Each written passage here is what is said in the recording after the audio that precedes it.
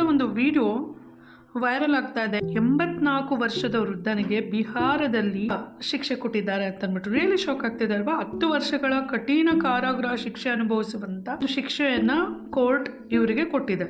So ಏನಪ್ಪ ಹಿನ್ನೆಲೆ ನೋಡ್ತಾ ಹೋದ್ರೆ ರಿಯಲಿ ಶಾಕ್ ಆಗುತ್ತೆ. 33 ವರ್ಷಗಳ ನಂತರ ಬಂದ ನ್ಯಾಯ ನಿಜವಾಗಿಯೂ ನ್ಯಾಯವೇ?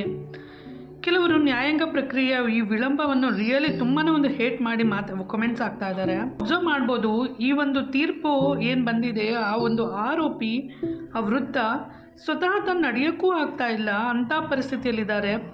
ಸೊ ವಯಸ್ಸಾದಂಥ ಈ ಒಂದು 84 ವರ್ಷದ ವೃದ್ಧನಿಗೆ 10 ವರ್ಷಗಳ ಕಠಿಣ ಶಿಕ್ಷೆ ಕೊಟ್ಟಿರೋದು ಇದು ಯಾವ ರೀತಿ ನ್ಯಾಯ ಅಂತ ಅಂದ್ಬಿಟ್ಟು ಅರ್ಥ ಆಗ್ತಾ ಇಲ್ಲ.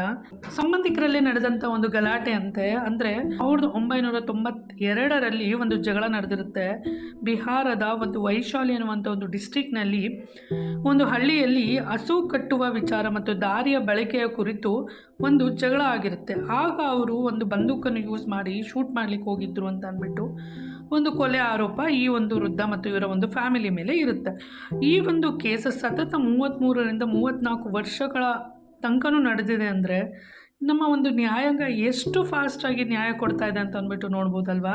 ಸೊ ಈ ಕೇಸ್ ಹಾಕಿದವರಾಗಿರ್ಬೋದು ಅಥವಾ ಈ ಕೇಸ್ ಇಲ್ಲಿ ಇನ್ವಾಲ್ವ್ ಆದವರು ಎಷ್ಟು ಜನ ಇದ್ದರು ಅಷ್ಟು ಜನ ಮರಣ ಹೊಂದ್ಬಿಟ್ಟಿದ್ದಾರೆ. ಕೇವಲ ಈ ಒಬ್ಬ ವ್ಯಕ್ತಿ ದೀಪಕ್ ರೈ ಎನ್ನುವಂಥ ವ್ಯಕ್ತಿ ಮಾತ್ರ ಬದುಕುಳಿದಿದ್ದು ಈಗ 10 ವರ್ಷಗಳ ಕಾಲ ಕಠಿಣ ಶಿಕ್ಷೆ ಅನುಭವಿಸ್ಬೇಕು ಅಂತ ಹೇಳ್ತಾ ಇದ್ದಾರೆ. ಇದೊಂದು ನ್ಯಾಯಾಂಗದ ನಿಧಾನಗತಿ ದರಿದ್ರ ವ್ಯವಸ್ಥೆ ಅಂತಲೇ ಹೇಳ್ಬೋದು. ಕಣ್ಣು ಕಾಣಿಸ್ತಾ ಇಲ್ಲ, ಕಿವಿ ಕೇಳಿಸ್ತಿಲ್ಲ, ಇಂಥ ಒಂದು ಅವ್ಯವಸ್ಥೆಯಲ್ಲಿ ಅಂದರೆ ಅವ್ರು ಏನೇ ತಪ್ಪು ಮಾಡಿದ್ರು ಆ ಒಂದು ಅವರ ಒಂದು ಏಜಲ್ಲಿ ಅವರಿಗೆ ಆ ಒಂದು ಶಿಕ್ಷೆ ಕೊಡಬೇಕೇ ಹೊರತು ಇಷ್ಟು ವರ್ಷಗಳ ಕಾಲ ಒಂದು ಕೇಸ್ ನಡೆಸಿರೋದು ಕೋರ್ಟ್ಗಳಲ್ಲಿ ತಡವಾಗಿ ಬರುವ ಈ ಒಂದು ನ್ಯಾಯಗಳು ನಿಜವಾಗ್ಲೂ ಅನ್ಯಾಯಕ್ಕೆ ಸಮಾನ ಅಂತ ಅನಿಸ್ತಾ ಇದೆ. ಒಂದು ಜುಡಿಷಿಯಲ್ ಸಿಸ್ಟಮ್ ರಿಯಲಿ ಅಬ್ಸರ್ವ್ ಮಾಡಿದ್ರೆ ಕೋಟಿಗಟ್ಟಲೆ ಕೇಸ್ಗಳು ಈ ರೀತಿನೇ ಉಳಿದೋಗಿದಾವಂತೆ. ಇನ್ನೂ ಸಹ ಎಷ್ಟೊಂದು ಕೇಸ್ಗಳು ನಡೀತಾನೆ ಇದೆ. ಸೊ ಎಷ್ಟೋ ವರ್ಷಗಳ ಕಾಲ ಈ ರೀತಿ ಒಂದು ಕೇಸ್ಗಳು ನಡೆಸಿ ಕೊನೆ ಕಾಲದಲ್ಲಿ ಇನ್ನೇನು ಅವರು ಒಂದು ಕೆಲವೊಬ್ಬರು ಮೃತಪಟ್ಟದ ಮೇಲೆ ಅವ್ರು ತಪ್ಪು ಮಾಡಿದ್ರು ಅಂತ ಅಂದ್ಬಿಟ್ಟು ಬರುತ್ತಂತೆ. ಇನ್ನು ಕೆಲವರು ಈ ರೀತಿ ವಯಸ್ಸಾದ ಮೇಲೆ ಜೈಲಿಗೆ ಸೇರುವಂಥ ಒಂದು ಪರಿಸ್ಥಿತಿಗಳು ಬರುತ್ತೆ.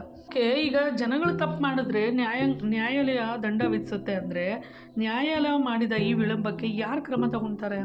ಇದೆಲ್ಲ ಒಂದು ಏನಪ್ಪ ಅಂದರೆ ನೆಟ್ಟಿಗರ ಒಂದು ಆಕ್ರೋಶಕ್ಕೆ ಕಾರಣ ಆಗಿದೆ ಅನ್ಬೋದು. ತುಂಬಾ ಒಂದು ಎಲ್ಲರಲ್ಲೂ ಒಂದು ನಮ್ಮ ಒಂದು ಪ್ರಜಾಪ್ರಭುತ್ವದ ವ್ಯವಸ್ಥೆ ಬಗ್ಗೆನೇ ಒಂದು ಅಸಹ್ಯ ಪಡ್ತಿದ್ದಾರೆ. ಅಂದರೆ ಈ ವಿಡಿಯೋ ತುಂಬಾ ವೈರಲ್ ಆಗ್ತಾ ಇದ್ದು ಇನ್ನೂ ಈ ನ್ಯಾಯಾಂಗ ವ್ಯವಸ್ಥೆಗೆ ಯಾವ ರೀತಿ ಹೇಳಬೇಕು, ಈ ಒಂದು ಮೂರ್ಖತನನ ಏನಂತ ಅಂದ್ಬಿಟ್ಟು ಅರ್ಥ ಆಗ್ತಾ ಇಲ್ಲ.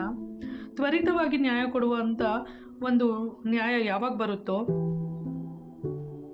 ಇಂಥ ಒಂದು ವಿಚಿತ್ರ ವ್ಯವಸ್ಥೆ ಇದೆ ಅಂತ ಅಂದರೆ ರಿಯಲಿ ಶಾಕ್ ಆಗುತ್ತೆ. ನಮ್ಮ ವ್ಯವಸ್ಥೆಯು ಪುರಾವೆಗಳು ಇದ್ದರೂ ಸಹ ಅವ್ರ ಹತ್ರ ಏನಾದರೂ ದುಡ್ಡಿದ್ರೆ ಅಲ್ಲಿಂದ ತಪ್ಪಿಸ್ಕೊಂಡು ಹೋಗ್ತಾರೆ ಮತ್ತು ನ್ಯಾಯಾಂಗಕ್ಕೆ ಮೋಸ ಮಾಡಿ ಇನ್ನೂ ತುಂಬ ಸಾವಿರಾರು ಜನ ಬದುಕ್ತಾ ಇದ್ದಾರೆ. ಅವರನ್ನು ಜೈಲಿಗೆ ಕಳಿಸೋವಂಥ ಒಂದು ಧೈರ್ಯ ಇಲ್ಲಿದೆ. ತೀರಾ ಇಷ್ಟು ವರ್ಷಗಳಾದಮೇಲೆ ಈ ಒಂದು ಜಗಳದ ಪ್ರಯುಕ್ತ ಆದಂಥ ಒಂದು ಕೇಸು ಇಷ್ಟು ವರ್ಷಗಳ ನಂತರ ಈ ರೀತಿ 10 ವರ್ಷಗಳ ಕಠಿಣ ಶಿಕ್ಷೆ ಕೊಟ್ಟಿರೋದು ಇದಕ್ಕೆ ಏನು ಹೇಳ್ಬೇಕಂತಲೇ ಅರ್ಥ ಆಗ್ತಾ ಇಲ್ಲ. ಟೋಟಲ್ ಆಗಿ 5 ಜನ ಆರೋಪಿಗಳಿರ್ತಾರೆ ಈ ಒಂದು ಕೇಸ್ನಲ್ಲಿ. 4 ಜನ ಆರೋಪಿಗಳು ವಯಸ್ಸಾದಂತೆ ವಯೋಮಿತಿಯಲ್ಲಿ ಈ ಕೇಸ್ಗಳನ್ನ ನಡೆಸ್ಕೊಂಡೇನೆ ಸಾವನ್ನಪ್ಪಾಗೋಗಿದೆ. ಬಟ್ ಕೇವಲ ಈ ಒಂದು ವ್ಯಕ್ತಿ ದೀಪಕ್ ರೈ ಅನ್ನುವಂಥ ವ್ಯಕ್ತಿ ಮಾತ್ರ ಬದುಕುಳಿದಿದ್ದು ಈಗ ಈ ವಯಸ್ಸಿನಲ್ಲಿ ಅವ್ರಿಗೆ ಕೊಡ್ತಿರುವಂಥ ಶಿಕ್ಷೆ ನಿಜವಾಗ್ಲೂ ನ್ಯಾಯನ ನನಗಂತೂ ಅರ್ಥ ಆಗ್ತಿಲ್ಲ. ದಯವಿಟ್ಟು ನಿಮಗೇನು ಅನಿಸಿದೆ ಈ ಒಂದು ಇನ್ಸಿಡೆಂಟ್ ಬಗ್ಗೆ ಕಮೆಂಟ್ ಮಾಡಿ. Thank you so much for watching the video. Thanks a lot.